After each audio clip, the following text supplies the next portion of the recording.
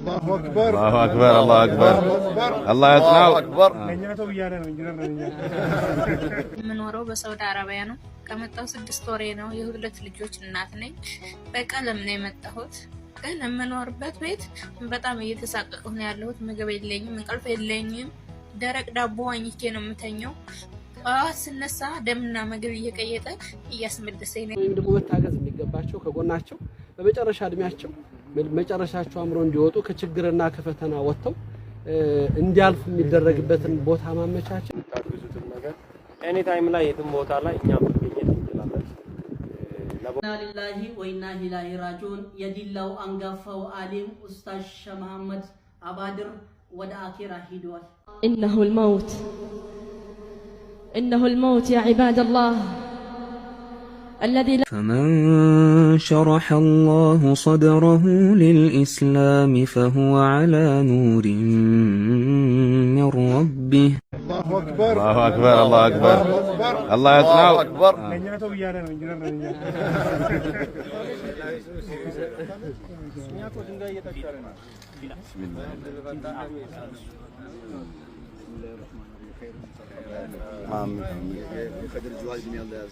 آمين آمين سلام الله يبلغ سمره آمين أبو بكر الله يطبقك حبش الأباتي زياد وشيخ محمد جمال الله يطبقك آمين أستاذ بدر حسين محب الرسول الله يطبقك آمين حنان الله يطبقك آمين ملكتني الله يطبقك وعين الله يطبقك أرض الحبشة الله يطبقك زي ما تاجول الله يطبقك الله يكملنا الله يسكن آمين عليك السلام عليكم الله يسكن آمين اللهم صل مع سيدنا محمد تقبلوا محمد تقبلوا በጀመራ አይዛልከ تقبلوا محمد እናንተ ላይ ወቁም ጀመራ አችገለክ ሲግራት ከዛ በኋላ ችግር የለውም። الله أكبر الله أكبر الله أكبر ታግዙትን ነገር ኤኒ ታይም ላይ የትም ቦታ ላይ እኛ መገኘት እንችላለን። ለበጎ ስራ ላይ ደግሞ ፍቃድም አያስፈልግም። ተገኝ ማለት ብቻ ነው መገኘት ነው የሚሆነውና ለዚህ ስራ ደግሞ እሷም አላህ ይርዳሽ፣ እኛም በምንችለው ነገር ከጎንሽ እንቆማለን። ጥሩ ነገር ሰርቶ መውረዱ ይሻላል። ያው ለዛ ነው ዛሬ የተገናኘነው ነገር።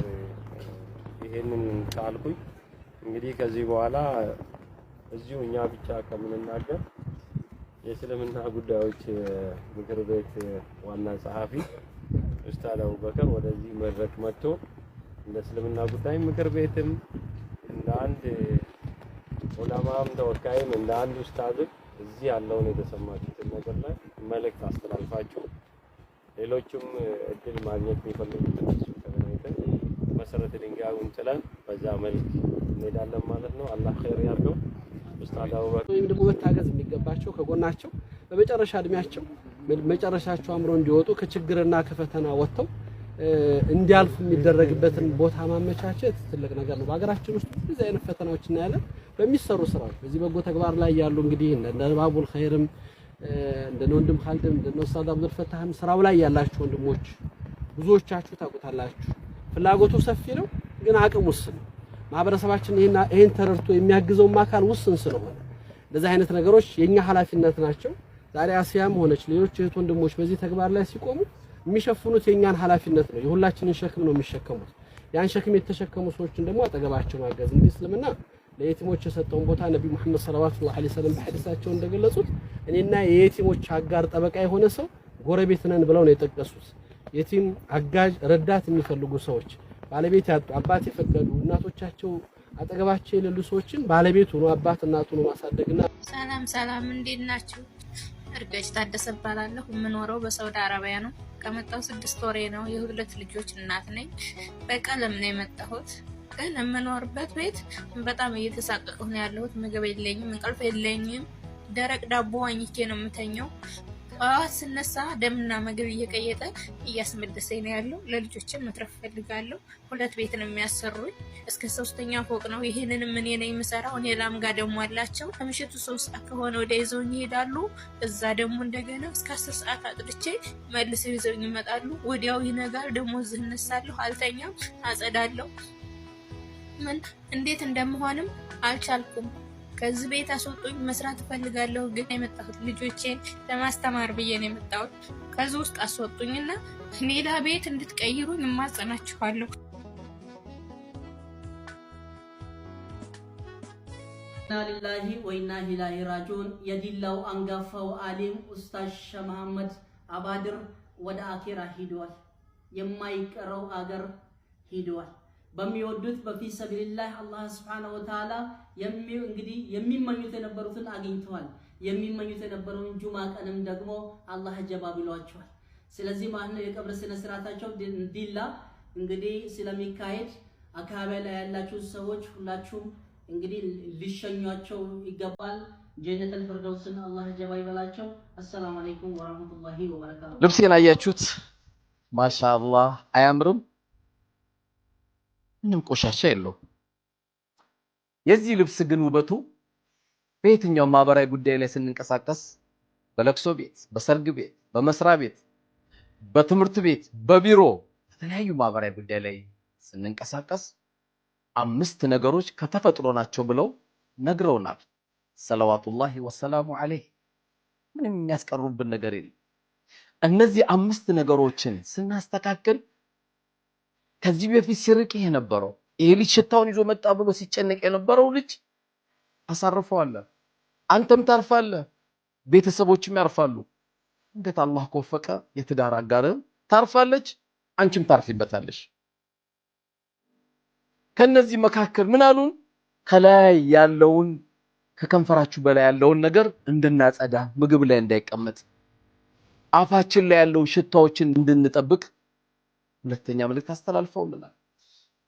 ምግብ በምንበላበት ጊዜ ጥፍር ባደቀ ቁጥር ቆሻሻዎች ይኖራሉና ጥፍራችንን እንድናጸዳ፣ ወሳኙ ደግሞ ብዙ ሰው የዘነጋው ከመዘንጋቱም የተነሳ የሰው መሃል እየገባ በጣም የሚረብሸው ደግሞ በብብት አካባቢ የሚኖሩ ሽታዎች ናቸው። በየጊዜው ጽዳት ይፈልጋሉ፣ በየጊዜው መታጠብ፣ በየጊዜው ጠረኑ አለ የለም ብሎ ደግሞ ማየት ይፈልጋል።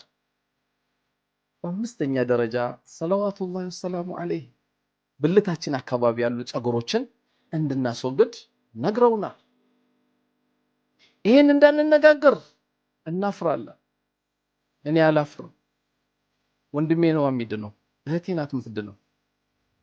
በማህበራዊ ጉዳይ ስትንቀሳቀስ ስታወራ የሚያምርብህ እነዚህን 5 ነገሮችን ስትጠብቃቸው ነው።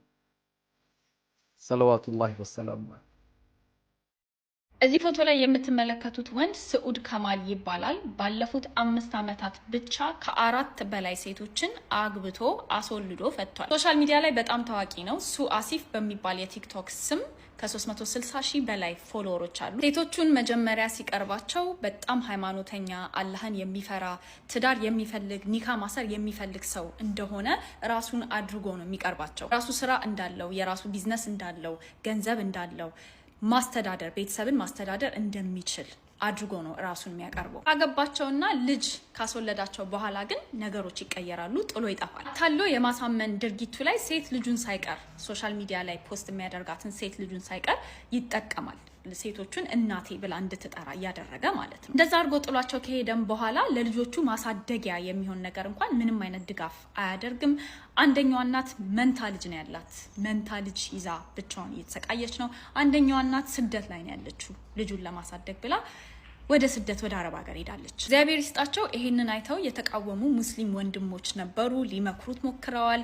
በሽማግሌ አናግረውታል። አስተካክላለሁ ብሎ ለምኗቸው ነበረ። የቻይልድ ሰፖርት የልጅ ማሳደጊያ ድጋፍም አደርጋለሁ ብሎ ቃል ገብቶ ነበረ። ግን በተቃራኒው ጭራሽ ሶሻል ሚዲያ ላይ ወጥቶ የስም ማጥፋት ዘመቻ እየተደረገበት እንደሆነ ነው እያወራ ያለው። ከስህተቱ ከመማር ይልቅ የአባትነቱን ኃላፊነት ከመውሰድ ይልቅ ጭራሽ ሴቶቹን ውሸታም አድርጎ በውሸት ስሙን እንዳጠፉ ሶሻል ሚዲያ ላይ እያወራ ይገኛል። አቶን ሊዳት አሁንም ሌሎች ሴቶችን ጀንጅኖ ለማግባት እየሞከረ ነው። በየአቅጣጫው ያላችሁ ሙስሊም ሴቶች ይሄንን ሰው ተጠንቀቁት። ስፔሻሊ ገና ልጅ የሆኑ ገና ታዳጊ ገና ወጣት የሆኑ ሴቶችን ነው ታርጌት የሚያደርገው። በጣም ሃይማኖተኛ እንደሆነ ነው ራሱን ቀርጾ የሚያቀርበው ሚዲያውም ላይ እነዚህም ሴቶች ጋር ያውላ ነገር ግን ውሸት ነው። በዚህ አጋጣሚ ራሳችሁን እንደዚህ አይነት ሁኔታ ላይ ያገኛችሁ ሴቶች እና የህግ ምክር የምትፈልጉ ሴቶች የኢትዮጵያ ሴት ጠበቆች ማህበር ሂዱና አማክሯቸው። አይነት ክስ ምን አይነት የፍርድ ቤት ፋይል መክፈት እንዳለባችሁ ይነግሯቸዋል፣ ይጠቁሟቸዋል። በእርግጥ ወረፋ ይኖራል፣ አድካሚ ነው የሚሆነው፣ ምክንያቱም በጣም ለብዙ ሴቶች ነው አገልግሎቱን የሚሰጡት። ቢሆንም ግን እዛ ብትሄዱ ይህንን አገልግሎት ታገኛላችሁ። በየከተማው አሉ፣ አዲስ አበባ ብቻ አይደለም ያሉት። ከዛ ውጪ ሁላችሁም ሴቶች ሙስሊሙም ክርስቲያኑም ሃይማኖተኛ ሰው ሲቀርባችሁ ሃይማኖተኛ ስለሆነ ብቻ አውቶማቲክሊ አትመኑ። አንዳንዴ ሰዎች ያስመስላሉና ማለት ነው። ስለዚህ ፕሊዝ ተጠንቀቁ። ይሄንንም ቪዲዮ ለሁሉም ሙስሊም ሴቶች አድርሱልኝ። እጃችን ይዘውን ጀነት ምንገባ አላህ ያድርገን ያ ረበል ዓለሚን። ነብዩ ሰለላሁ ዐለይሂ ወሰለም ምን ይላሉ? من استطاع أن يموت بالمدينة فليموت فأنا شفيع لأهل المدينة. مدينة لا يموت مموت يشعل سو مدينة لا يموت أنا مدينة لا يموت أنسو الجوني جو جنة مقابا ولين بدوان صلى الله عليه وسلم. نبي جاتشن يزون جنة مقابا الله يدرك. عليكم ورحمة الله وبركاته. نسمع جوي جلس بيالي قالوا مدينة وسط يموت سو نبي صلى الله عليه وسلم الجوني جو جنة قابا لو بدوان يلا. هي نكر بحديث وسط الله إلا نبي صلى الله عليه وسلم مؤمن هنا መዲና ውስጥ የሞተን ሰው ሸፋዓ ይቆምለታል ብለዋል። አዎ አማላጅነት ሊቆምለት ይችላል። ነገር ግን እጁን ይዤ ጀነት ይገባል የሚለው ይሄ ከኪሱ የተጨመረበት ነው፣ ሐዲሱ ላይ የለም። ሌላኛው من استطاع ان يموت بالمدينه فليموت የሚል ሐዲስ መሞትን የቻለ ማለት አይደለም። ላ መዲና ውስጥ መኖር የቻለ እድሜው እስከሚያልቅ ድረስ ማለት ነው። ምክንያቱም ሞትን የቻለ ማለት ሞት በእኛ እጃችን አይደለችም። الموت ليس من استطاعه احد ሞት የማንም ችሎታ የሌለባት ነው። የአላህ ሱብሓነሁ ወተዓላ ትእዛዝ ብቻ ያለባት ነው ማለት ነው። ማንኛውም ሰው መዲና ላይ መሞት ይቻለ ማለት እዛ ላይ የኖረው ከዛ አጀሉ እዛ የደረሰበት ማለት ነው። አጀል ደግሞ በአላህ እጅ ነው ያለው፣ ማንም ሰው አያውቅም ማለት ነው። ሌላኛ ሸርጥ ደግሞ ሙእሚን መሆን ነው። ምክንያቱም መዲና ውስጥ እየኖርክ የአላህን ሱብሓነሁ ወተዓላ አናቅስቶችን ማታጸድቅ ከሆነ ሲፋቶችን ማታጸድቅ ከሆነ የነብዩን ሰለላሁ ዐለይሂ ወሰለም ሱና ላይ የሚያትኖር ከሆነ መዲና ላይ ውስጥ መኖር ያኒ ለይሰ ሙዕተበር ማለት ነው። ቁጥር ውስጥ የሚገባ አይደለም። ምክንያቱም በአሁኑ አይደለም በነብዩ ሰለላሁ ዐለይሂ ወሰለም ጊዜ ሙናፊቆች እየኖሩበት ነበር። አብደላህ ብን ሰሉል መዲና ውስጥ ነው የነበረው ማለት ነው። ነገር ግን ደግሞ ሩኡስ አልሙናፊቂን ነው የተባለው። አማ የጥመት አንጃዎች ከሆንክ ኑፋተ ሲፋት ከሆንክ ሸይጣን ኢብሊስ ራሱ የሚያምንበትን ነገር ከቁርአን ውስጥ ውድቅ የምታደርግ ከሆነ ሐዲሱ አይመለከትም ማለት ነው። ምክንያቱም እናንተ ቁርአን ውስጥ ያለውን ነገር ትክዳላችሁ። በል ኢብሊስ የሚያምንበት አላሁ ሱብሓነሁ ወተዓላ ስለ ኢብሊስ በሚያወራ አንድ ጊዜ ቃለ ፈቢዕዘቲከ ለኡግዊየነሁም አጅመዒን ነው የሚለው። እዚህ ቦታ ላይ ሸይጣን የአላህን ሱብሓነሁ ወተዓላ ሲፋቶች ውስጥ አንዱን እያጸደቀ ነው። በአንተ ዒዛ ይሁንብኝ አጠማችኋለሁኝ በማለት ይናገራል። ነገር ግን ሱብሓነ ሐዩ ለዚ ላ የሙት እነዚህ የጥመት አንጃዎች ሸይጣን የሚያምንበት ራሱ አያምንበትም። ይመጣና ደግሞ ነብዩ ሰለላሁ ዐለይሂ ወሰለም ያልተናገሩትን ነገር ጨማምሮበት ዱቁስ፣ በርበሬ፣ አብሽ፣ ኮሮሪማ ምናምን ጨምሮበት ንግግሩን ለማጣፈጥ ይሞክራል። ሱብሃነሁ ለዚ ላይ ሞት። ይህንን ወንጀል የሚሰራ ሰው ሰላት ከተወ ሰው በላይ ወንጀለኛ ነው። ዝሙት ከሚሰራ ሰው በላይ ወንጀለኛ ነው። ከምር ከሚጠጣ ሰው በላይ ወንጀለኛ ነው። ጾም ከማይጾም ሰው በላይ ወንጀለኛ ነው። አንድ ሰው ይህም ወንጀል እያለበት የፈለገ ዑምራ ቢያደርግ 1,000,000 ጊዜ ዑምራ ቢያደርግ የፈለገ ሐጅ ቢያደርግ ሰላቱን ወቅቱን ጠብቆ ህይወቱን ሙሉ ቢሰግድ መልካም ስራ ህይወቱን ሙሉ ቢሰራ ወላሂ ወቢላህ ወተላህ ምንም አይጠቅመው፣ ከንቱ ልፋት ነው እየለፋ ያለው። አስበው አንተ የውመል ቂያማ መልካም ስራ አላህ ዘንድ አለኝ ብለህ ስትመጣ ይሄ ወንጀል እያለብህ ማለት ነው። መልካም ስራ የለህም ስትባል አስበህ ላ ኢላሃ ኢላላህ ክስረት ማለት ይሄ ነው። ይሄም ወንጀል ብዙ ወንድሞች እህቶች ሊያውቁት ስለሚገባ አሳውቋቸው። አላህ ሱብሓነሁ ወተዓላ እንኳን እኛን አይደለም ረሱልን ሰለላሁ ዐለይሂ ወሰለም አስጠንቅቋቸዋል። ምን ሲል ለኢን አሽረክተ ብታጋራ አላቸው። ምን ማለት ነው ብታጋራ ማለት? ለአላህ ብቻ የሚገባውን አምልኮ ለሌላ ኃይል ብትሰጥ ማለት ነው። አላህን ብቻ መለመን ሲገባ፣ አላህን ብቻ መጠየቅ ያለብህን ነገር እሱን ብቻ መጠየቅ ሲገባ፣ አላህን በብቸኝነት ማምለክ ሲኖርብህ አንተ ግን ላኢላሃ ኢላላህ እያልክ ከአላህ በቀር በሐቅ የሚመለክ አምላክ የለም እያልክ ሙታኖች ጋር ሄደህ የምትለምን ከሆነ ሼሆቹዬ ድረሱልኝ የምትል ከሆነ ቃጥባርዬ፣ አልከሱዬ፣ የቦረናው ሼህዬ፣ የወሎ ሼህዬ እያልክ ከአላህ ውጭ ያለን የምትጣራ የምትለምን ከሆነ ሐታ ረሱል ሰለላሁ ዐለይሂ ወሰለም ረሱልን ሰለላሁ ዐለይሂ ወሰለም እንኳን ድረሱልኝ የምትል ከሆነ ከአላህ ውጭ ያለን እየለመንክ ነው፣ እየተጣራህ ነው፣ በአላህ ላይ እያጋራህ ነው። አላህ ሱብሓነሁ ወተዓላ ፈላ ተድዑ መዐላሂ አሐዳ እያለ ከአላህ ጋር አንድንም አትገዙ ወይም አትለምኑ እያለ አንተ ግን እንዲህ እያደረክ እየለመንክ ነው። እኛ እንደዚህ ስናስጠነቅቃችሁ እንደዚህ ስንነግራችሁ አዝነንላችሁ ነው። እልህ ውስጥ አትጋቡ። ያ ሰው አላህን ብቻ አምልክ እየተባለ አላህን ብቻ ለምን እየተባለ አላህ ነው ያለው እኔም ብቻ ለምኑኝ እያለ አላህ ከአላህ ውጭ ያለን ሄደህ ልትለምን የማይሰማህን ልጅ መጠየቅ ያለብህ አላህን ብቻ ነው። አላህ ብቻ የሚያደርግልህን ነገርና የሚሰጥህን ነገር እሱም ብቻ መጠየቅ ሲገባ ከአላህ ውጭ ያለን ሄደህ ስትለምን ወላሂ የምትሰራው መልካም ስራ ምንም ከንቱ ልፋት ነው። ያ